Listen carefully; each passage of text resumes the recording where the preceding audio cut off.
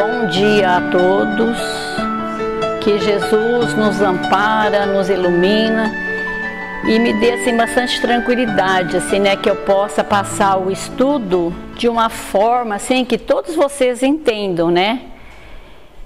E hoje, para a gente não esquecer, né, que esse livro ele é psicografado pelo Chico Xavier através do espírito de André Luiz, né?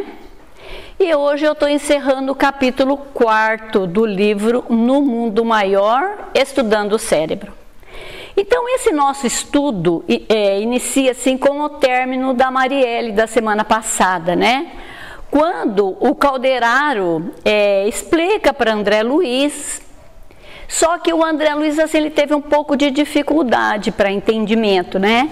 Mas aí o benfeitor, de uma forma bem carinhosa, bem paternal, e ele explica detalhadamente para o André, e quando ele termina as explicações, então ele faz uma pergunta para o André Luiz.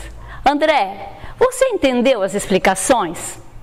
E o André Luiz estava bem satisfeito assim com aquelas explicações de Calderaro, e ele fala que sim, porque ele estava possuído de uma alegria interna, né? Aí nós vemos assim que o Calderaro, ele está junto com o André Luiz no hospital aqui na Terra, né? Atendendo a um encarnado que ele estava sendo obsediado por um espírito desencarnado e que era o seu obsessor.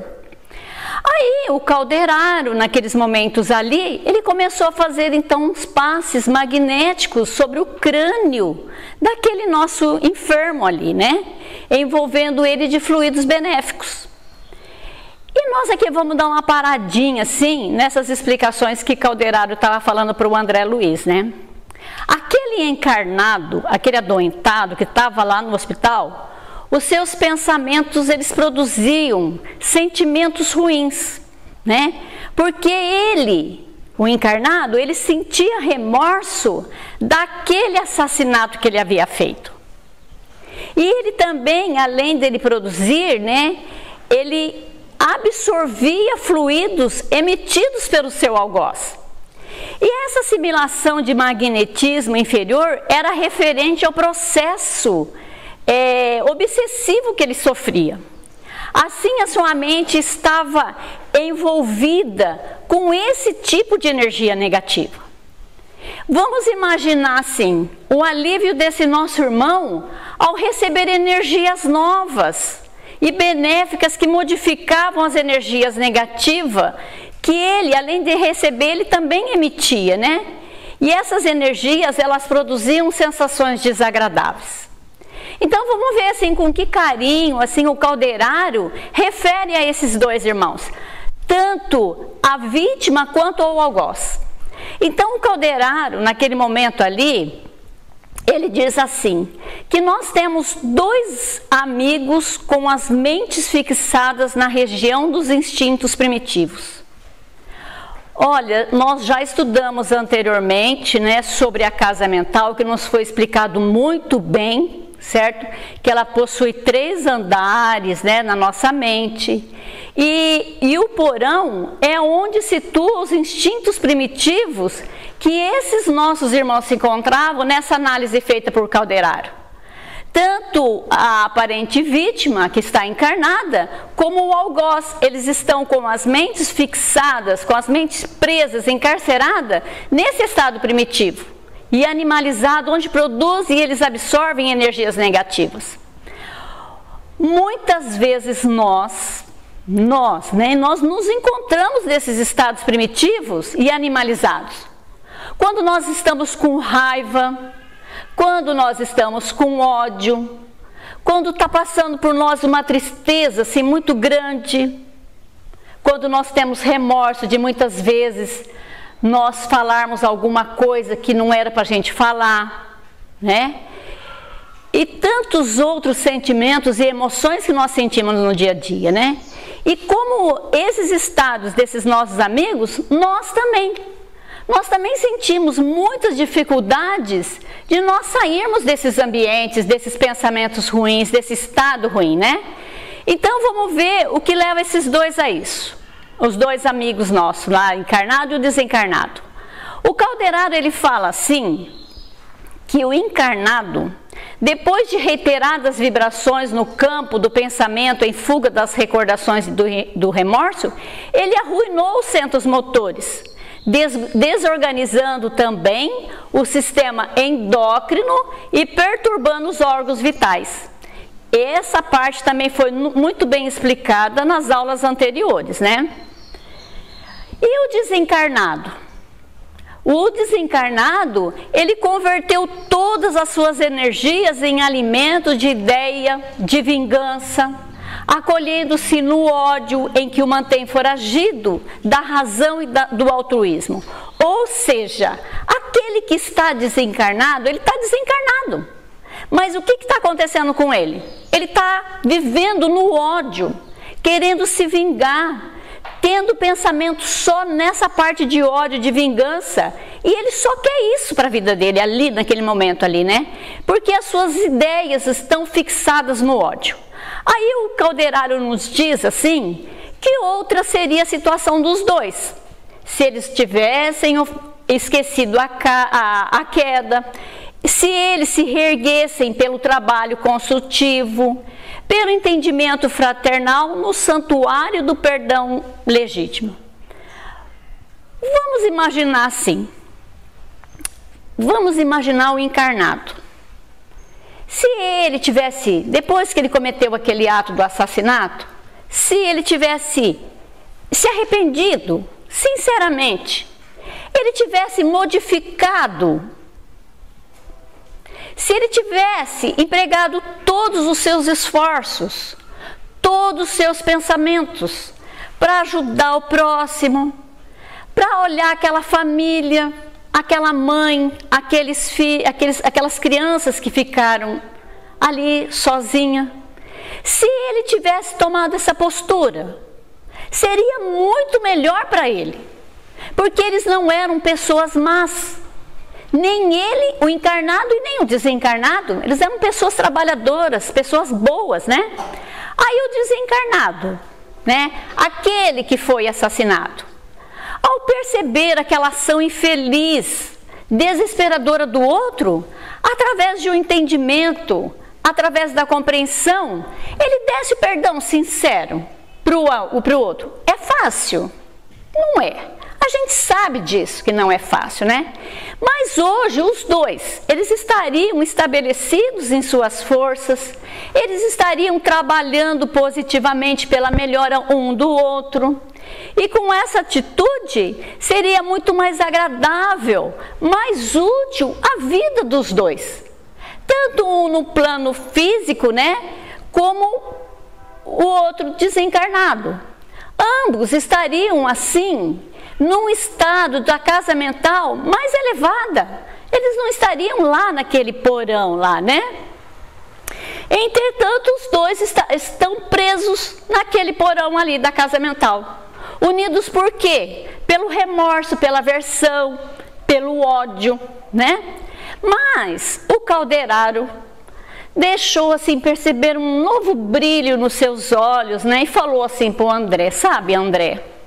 Nós verificamos que, segundo nosso Senhor Jesus Cristo, ele tinha sobradas razões para nos recomendar o amor aos inimigos, a oração por aqueles que nos perseguem e caluniam.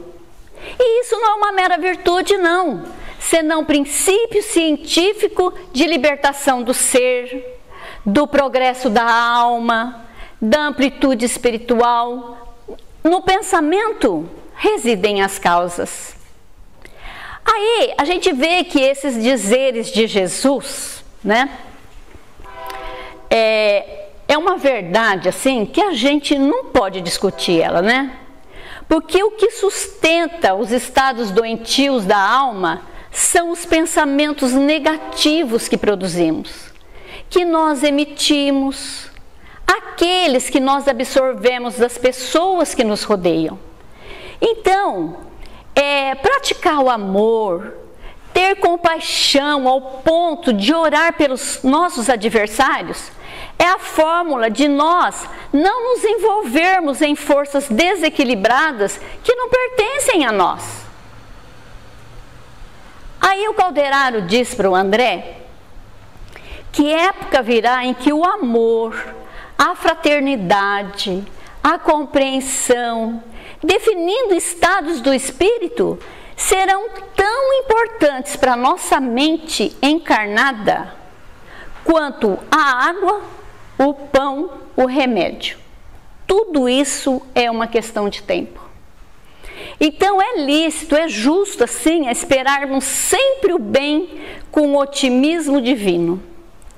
A mente humana, de maneira geral, acende o conhecimento superior, apesar de por vezes parecer o contrário. Então,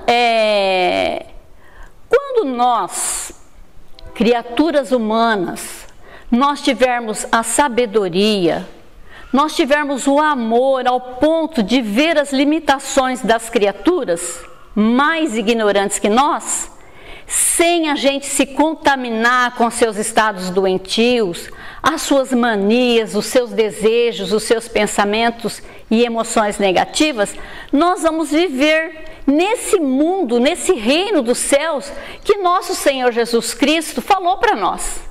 Ele falou, ele ensinou e ele veio aqui na terra implantar esse reino de amor para todos nós.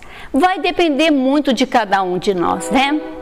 E em seguida, o Calderaro, depois de longos minutos em vigorosas irradiações magnéticas, envolvendo a cabeça, a espinha dorsal do enfermo, se me afiguravam fortemente repousantes, porque em breve o doente, antes torturado, se abandonava num sono tranquilo, como se sorvera suavíssimo anestésico.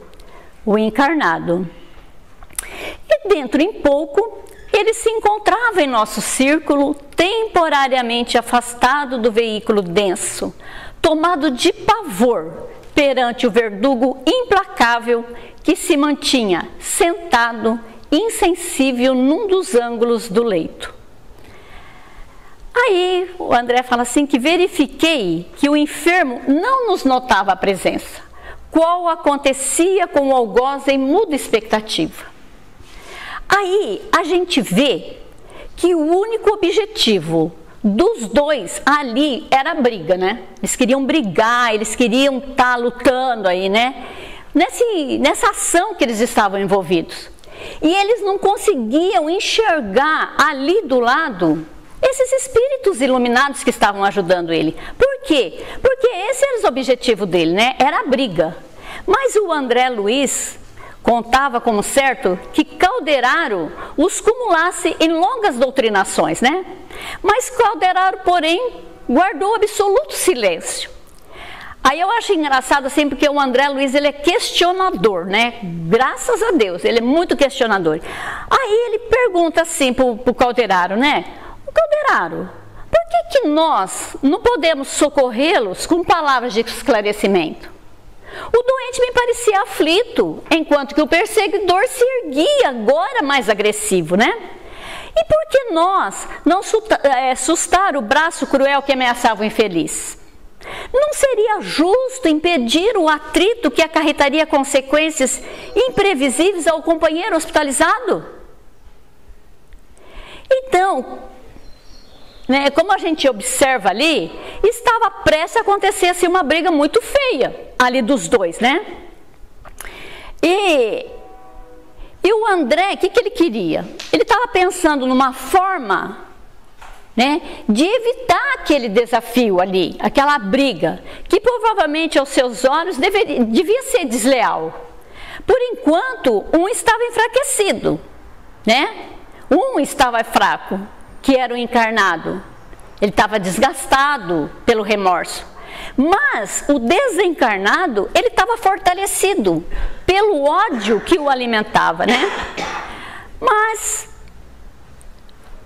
o instrutor ouviu-me sereno e respondeu para o André, né? Olha, André, nós falaríamos em vão, porque ainda não sabemos amá-los como se fossem nossos irmãos ou nossos filhos.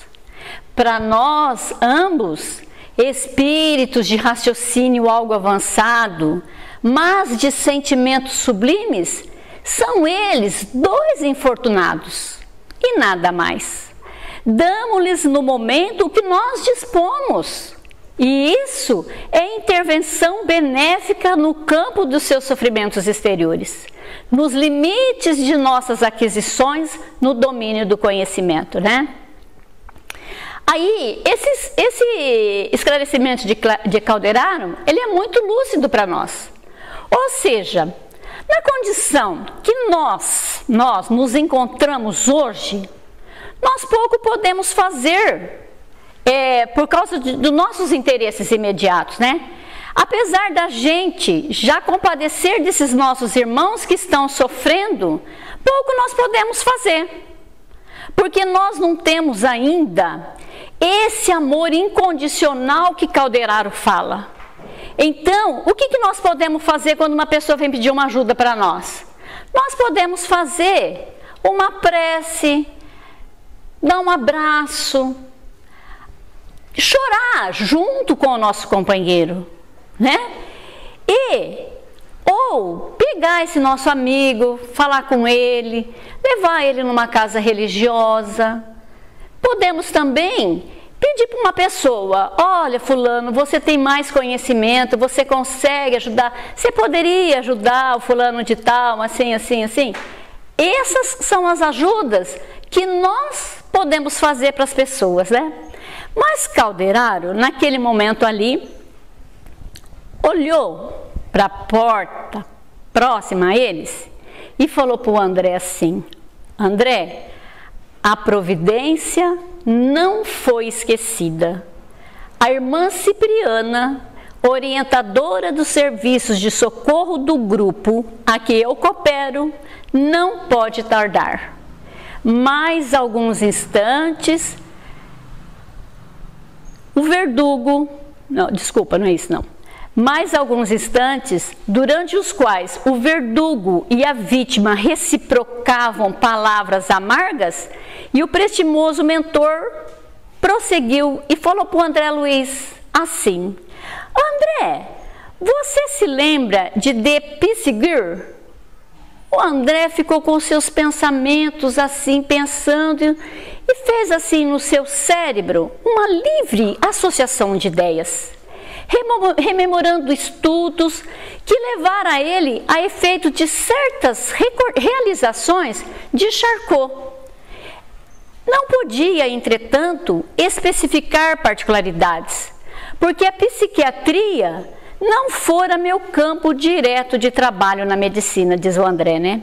Mas o Calderaro novamente falou para o André: De Pissiguer foi um dos primeiros magnetistas que encontraram o sono revelador, em que era possível conversar com o paciente noutro estado consciencial que não o comum.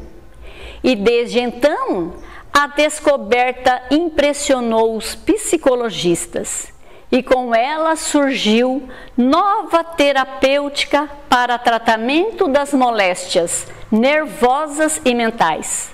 Entretanto, para nós, neste lado da vida, o fenômeno é corriqueiro. Diariamente, milhões de pessoas adormecem sob a influência magnética de amigos espirituais, a fim de serem auxiliados nas resoluções inadiáveis. Então, diante desse esclarecimento de Calderaro, né, a respeito dos tratamentos já realizados pelos magnetistas, os discípulos de Mesmer, né, ele novamente insiste: e por que, Calderaro, nós não tentarmos o esclarecimento verbal agora com esses nossos amigos? Insisti, diz o André por minha vez, né? Observando os infortunados contentores que se trocavam insultos e acusações. Aí o Calderaro fala assim para o André: porque se o conhecimento ele auxilia por fora, somente o amor socorre por dentro. Falou bem tranquilamente assim Calderaro para André Luiz, né? E com a nossa cultura, verificamos os efeitos quanto possível, mas somente os que amam conseguem atingir as causas profundas. Ora, os nossos desventurados amigos, eles reclamam intervenção no íntimo para modificar as atitudes mentais em definitivo. E nós, ambos, por enquanto, apenas conhecemos, sem saber amar. Aí, Calderaro, ele esclarece que aqueles dois envolvidos aí naquele duelo, eles não envolveriam em conversa simplesmente, porque era preciso mais do que uma simples conversa. Era preciso muito mais que isso. Era preciso algo que o atingisse na área do sentimento, forçando os dois a deixarem aquela casa mental, deixar os instintos primitivos e pensar em trocar tudo aquilo lá por projetos melhores e iluminados. Aí, nesse instante, apareceu na porta de entrada uma mulher. Aí o André diz assim, né? Oh, era uma sublime mulher, revelando idade madura, nos olhos esplandecia brilho meigo e enternecedor. O André, eu imagino assim, dentro dele, deve ter tido assim quando a gente lê, né, uma situação dessa, a gente imagina, né? Porque a gente não tem conhecimento para imaginar um espírito de luz entrando aqui na porta, a gente nem consegue, né? Mas o André diz que alguma coisa mexeu dentro dele. E ele curvou, comovido e respeitoso. Ele fez o tipo de uma reverência para aquele espírito de luz que estava entrando ali. Aí Calderaro tocou nos ombros de André e murmurou nos seus ouvidos. Ele diz assim: é a irmã Cipriana, a portadora do divino amor fraternal que ainda não adquirimos.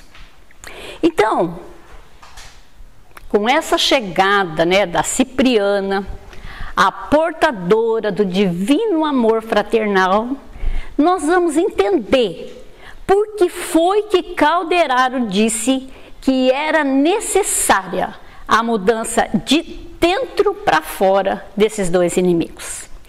E assim, então, vocês ficaram curiosos? Todo mundo ficou, né? Nós vamos ver a semana que vem, que vai ser o próximo capítulo, que vai ser com o Nersim, né? Muito obrigado a todos, que Jesus nos abençoe e ilumine.